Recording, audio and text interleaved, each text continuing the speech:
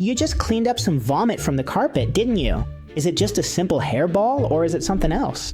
It could be just a harmless case of indigestion because your cat ate like there was no tomorrow. Or maybe it's the first warning sign of something more serious, like kidney disease. Knowing whether it's nothing to worry about or a 3 a.m. dash to the vet depends on the details. In this video, I'm going to teach you how to read those signs so you'll know exactly when you really need to worry and when you can just relax. If you're interested in this topic, subscribe, give it a like, and let's get started.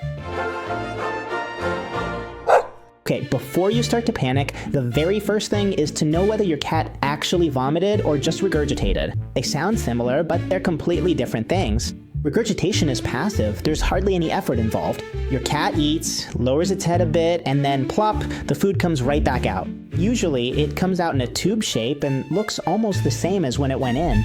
No drama at all. Vomiting, on the other hand, is a whole production. It's active, it's noisy. You'll notice your cat feels nauseous, retches, and its abdomen contracts forcefully. It's a much more complex process, which tells us that something's going on in their stomach or even somewhere else in the body.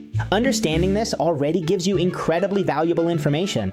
To make it super easy to remember, we're going to use a traffic light system. Green light for what's normal, yellow light for things you need to keep an eye on, and red light for emergencies. These are the types of vomiting that, if they happen only very occasionally, usually aren't a cause for alarm. Hairballs are the classic example, right? Cats groom themselves all the time and swallow hair. Sometimes a ball forms that can't pass through, and the only way to get rid of it is by vomiting it up. If your cat throws up a clump of hair and then acts completely normal, you can relax. Brush your cat regularly, especially if it has long hair, 2 to 3 times a week. Use malt or fiber supplements to help the hair pass through the intestines more easily. Offer natural cat grass to help digestion and reduce hair buildup. Is your cat one of those that inhales its food? If a little while later it throws up, almost the whole meal comes back up, it's very likely just because of the anxiety to eat. The solution can be as simple as using a special feeder that makes your cat eat more slowly. Use anti-gulping bowls or divide the food into several small dishes. Split daily meals into 3 or 4 servings instead of 1 or 2 large ones. If you have multiple cats, feed them separately to reduce competition-related anxiety. Sometimes, cats get the urge to chew on grass or houseplants. They do it instinctively. It's a normal behavior. If you see grass in the vomit and your cat goes on with its life as if nothing happened, there's nothing to worry about. Provide safe plants like Dactylus glomerida, also known as cat grass.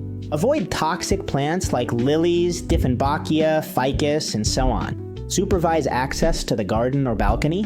This type of vomiting isn't an emergency, but it is a sign that you should keep a close eye on your cat and not get distracted. Yellow and foamy vomit. Vomit of this color is basically bile and means their stomach is empty. It can happen if too many hours go by between meals. If it only happens once in a while, don't worry. But if it starts happening frequently, it could be a sign of gastritis or another digestive problem that a vet should check out. Make sure more than 8 hours don't go by without eating. Offer small portions or digestive-friendly snacks. Ask about sensitive stomach kibble or low-fat diets. If it happens in the morning, leave some food out at night. White and foamy vomit. Very similar to the previous one, it's usually a mix of saliva and gastric juices caused by some stomach irritation. Again, the key question is, does it keep happening? Are there any other symptoms? Keep an eye on it. Avoid sudden changes in food, new treats, or milk. Increase hydration with wet food or automatic water fountains. Did you just change their kibble? If you did it all at once, their stomach might protest. Careful, this is important. Any change in your cat's diet should always be gradual. Start mixing the new food with the old one for at least a week to avoid these digestive scares. Add feline probiotics if your vet recommends it to stabilize their gut microbiota. If you see any of these signs, don't think twice. It's an emergency. If you see blood in the vomit, there's no doubt. If it's bright red, it's fresh blood. If it looks like coffee grounds, it's digested blood. Both are extremely serious warning signs that could mean internal bleeding. Don't wait. Don't try to treat it at home.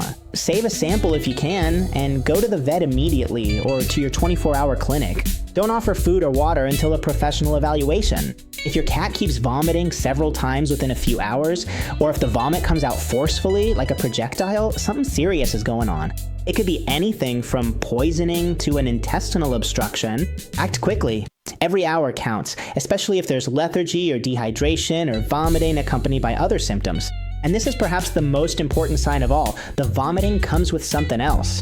If you notice your cat is lethargic, weak, doesn't want to eat, has diarrhea, is losing weight, or is having trouble urinating, it's an emergency. The combination of vomiting with these symptoms can point to serious illnesses like pancreatitis, hyperthyroidism, or kidney failure. Keep in mind that these are serious conditions that only a veterinarian can diagnose, so don't ignore them. Check the vomit before cleaning it up. Color, texture, contents, hair, bile, food, blood. Write down the frequency and appearance. A photo or a brief note can help the veterinarian. Keep deworming and annual checkups up to date. Monitor their weight, very important, and their diet. An overweight cat is at higher risk for bile vomiting and pancreatitis. Always know where the 24-hour veterinary clinics are in your area. Now you have the tools to better understand your cat and make the right decision. Remember the traffic light system? Green means relax, yellow means watch closely, and red means act now. Obviously, this video doesn't replace a veterinarian, but it gives you the power to know when a visit is urgent. And believe me, reacting in time can save their life. If something like this has ever happened to your cat, share your experience in the comments.